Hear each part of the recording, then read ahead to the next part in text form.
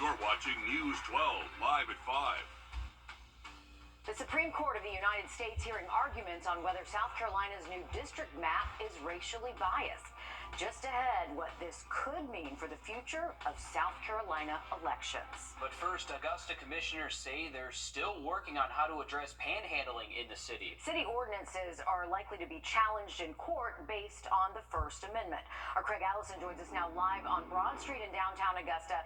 He's breaking down what city leaders are considering now instead. Craig. Well, where a panhandling ordinance could run into legal issues from Augusta's legal team, a PR campaign to inform people is just one workaround. A lot of people came to the table today to express their frustrations and run-ins with panhandling. That includes businesses on Washington Road as well as Stevens Creek, even here downtown where an aggressive panhandling ordinance already exists to address this issue. Now, this would be to educate people on this campaign where they'd be able to disperse the crowds. Some of the complaints included people hanging out in hotel lobbies who weren't guests, needles being found in their stairwells, and feces found just outside the door. The Frog Hollow Hospitality Group, which owns a handful of downtown businesses, says its staff didn't know what to do when they were being bothered by a homeless person asking for money, and were scared to later find out it was the same person who shot an officer this past summer. Managers who come to me and say, what do we do about this? And I don't have an answer for them. So to attend one of these meetings and talk about what our problems are and how to educate myself so that I can help educate my staff and they can help educate the public and help educate those who are asking for a handout. All new on News 12 at 6 o'clock. We'll hear some more from those businesses as well as where city leaders want to direct the money and the decisions to address panhandling here in Augusta.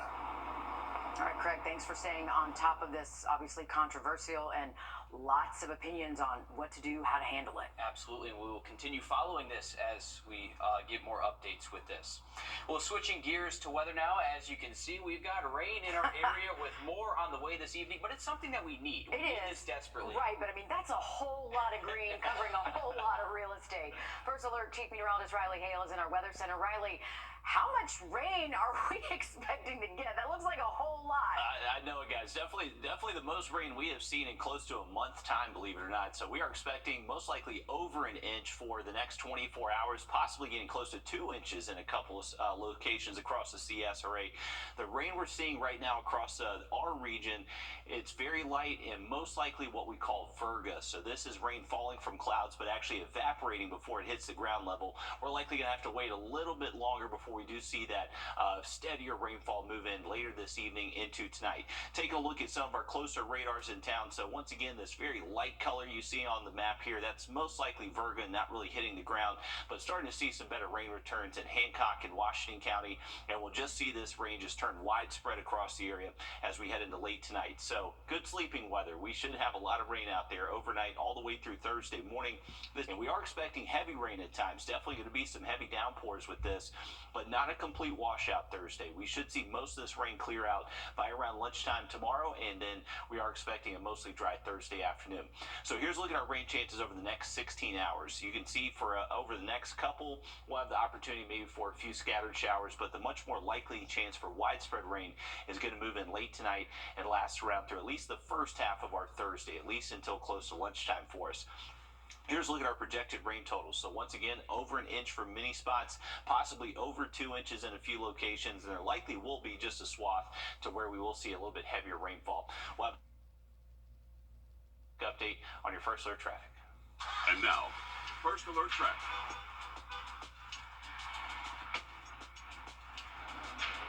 All right, here's a live look outside of our building, looking at I-20 Riverwatch Parkway. Cloudy skies up. To worry about at the moment, so looking good there. As we head out to let's take a look at Grovetown next. So we'll look at Lewiston Road, exit 190 here, and we are seeing just the usual backup off the exit. Looks like they maybe have some construction there going on around the exit area, but for the most part, not looking at too many slowdowns here around town. We'll have an update on additional rainfall heading our way after tomorrow in just a little bit. All right, thanks, Riley. A lawsuit that'll affect who represents South Carolinians on Capitol Hill now rests with the 9 justices on the U.S. Supreme Court. This is a case that we've been following since early last year, and it challenges the boundaries of South Carolina's new congressional map. Our State House reporter Mary Green followed today's oral arguments before the Supreme Court and has the details. This case started here at the South Carolina State House with the new congressional map the legislature passed early last year. Earlier this year, a federal court ruled that map is unconstitutional and needs to be redrawn.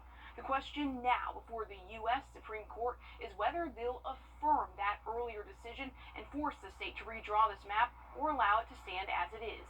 Alexander versus the South Carolina State Conference of the NAACP. Before the nation's highest court Wednesday, in arguments lasting more than 2 hours, was this map, setting the new boundaries of South Carolina's congressional districts for the next decade. Groups led by the NAACP sued Republican legislators over it, claiming they unlawfully bleached Charleston County in the competitive 1st District, the one in red currently held by Republican Nancy Mace, to make it more Republican-friendly. And they claim they illegally packed Charleston County's Democratic-leaning black voters into the 6th District, in blue, held by Democrat Jim Clyburn. They're asking the Supreme Court to affirm the lower court ruling that the map discriminates against black voters, denies them equal opportunity to elect candidates of their choice, and violates the U.S. Constitution. Absent a compelling interest, race cannot predominate in line drawing, even as a means to achieve a partisan goal. Mapmakers sorted more than 30,000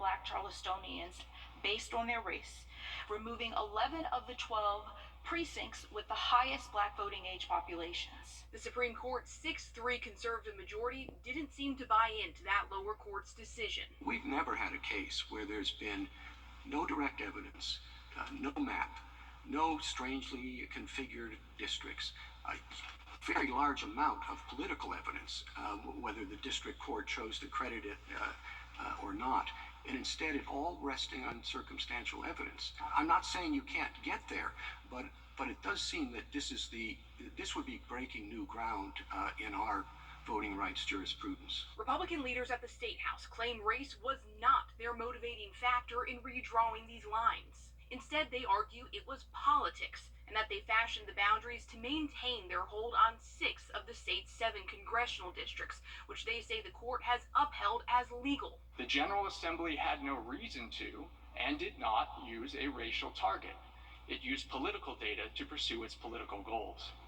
If left uncorrected, the decision below will undermine this court's holding that partisan gerrymandering claims are not justiciable. You think, well, the evidence showed that we were just doing politics. And the court said, no, the evidence showed that you were doing race as a proxy for politics. Both parties have asked the Supreme Court to rule by January 1st of next year, given that 2024 is an election year for the U.S. House of Representatives. Reporting from the South Carolina State House, I'm Mary Green. While this case will affect the Low Country most, it'll have statewide impacts.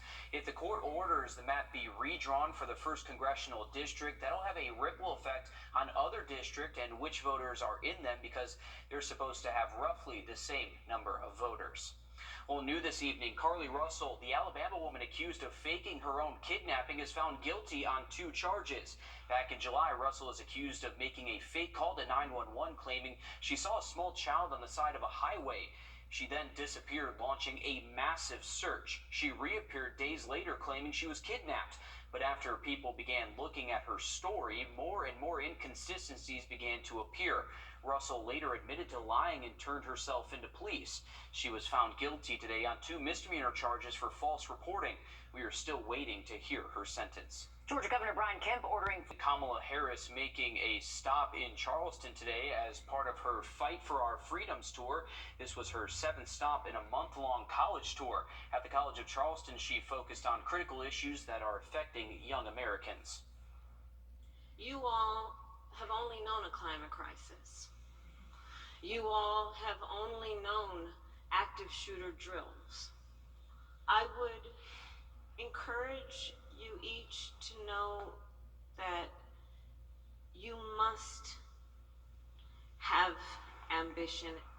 Vice President Harris also voicing her and President Biden's support for Israel as the number of Americans killed in the war again climbs to 22. She was a patient, and now she's working to become a doctor, one who helps others who are fighting just like she once did. Just ahead, how one Georgia woman is honoring the medical staff that helped save her life. Riley? And we do have a good bit of rain tonight, early tomorrow, more rain Friday, but luckily drying out into the weekend. We'll look at the full forecast next. Foundation repair experts. It's Ram Power Days in Waynesboro. 15% off MSRP on new Ram 1500 Classics. Discounted $7,500.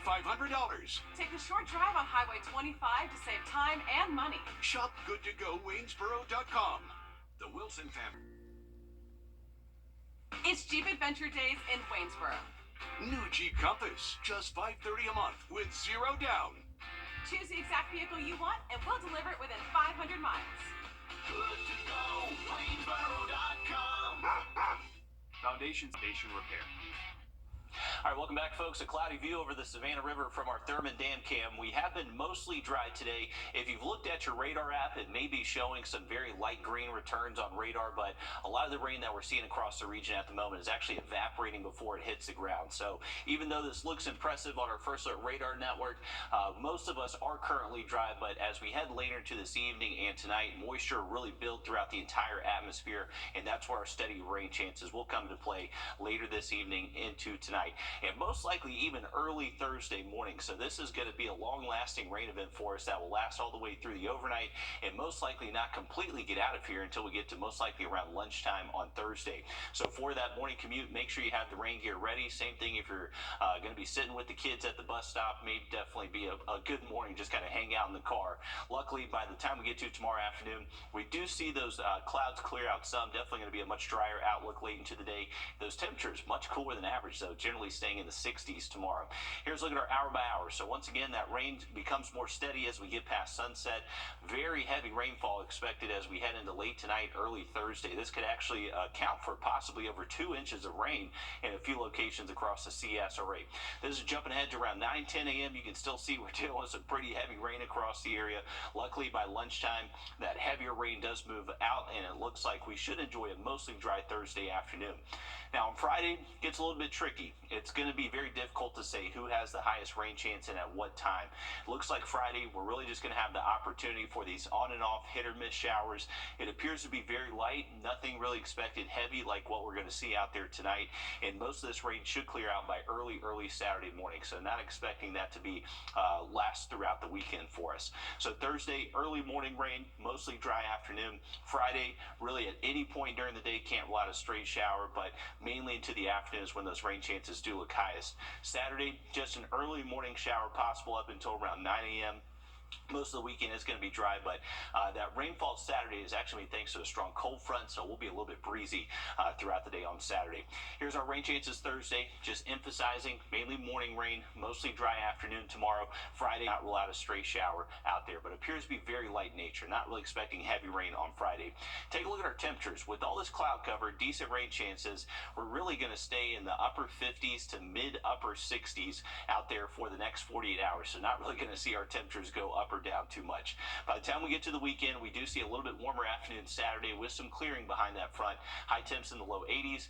Temperatures will cool off though by Sunday behind that front with highs well below average into the low and mid 70s. And then we're in store for even cooler weather heading into early next week. Monday and Tuesday, those highs only in the 60s and morning temps getting back down into the 40s. Thanks, Riley. A former cancer patient is now pursuing her medical degree to help people who are going through the same battle that she went through. Sawyer Bussey shows us how this Georgia woman is now working with the same nurses who helped save her life. Being 15 and 16 years old should be times of joy and exploration, not fear and exhaustion. I went through 48 rounds of chemotherapy and 27 rounds of radiation therapy as a sophomore and junior in high school. Katie Rutherford knew the inside of hospital rooms well by the time she graduated high school. It started out as a mass on my face, and it turned into a sarcoma, which is called rhabdomyosarcoma. She fought from March of 2017 to the day she announced she was in remission by ringing a bell in February of 2018.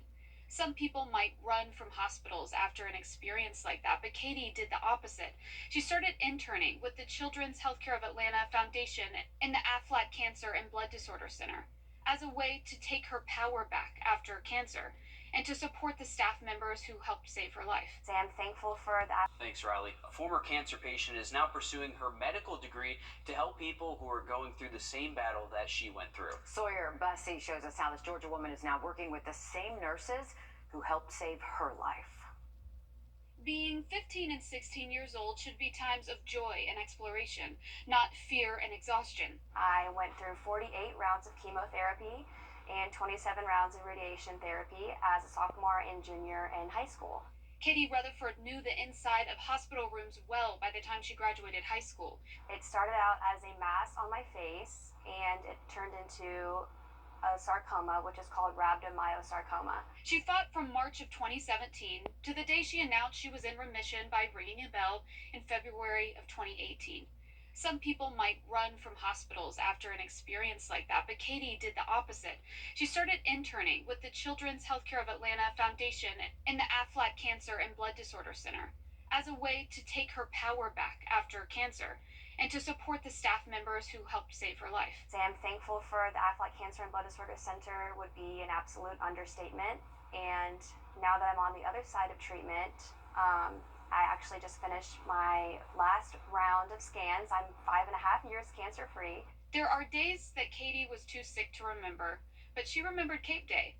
Patients, staff, and community members wear capes to honor patients at Children's Healthcare of Atlanta, a reminder of the power they hold despite their illness. Yeah, I definitely struggle with the survivor's guilt, and it is a struggle sometimes being around the patients and hearing the different stories of, you know, kids who didn't have the success story that I have. The truth is that I will forever be a cancer patient. I should make something positive out of it.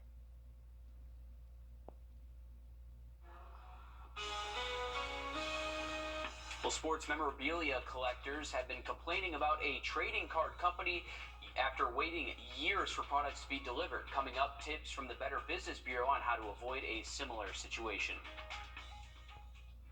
First Alert Radar, powered by Jim Hudson Automotive Group. What's on your...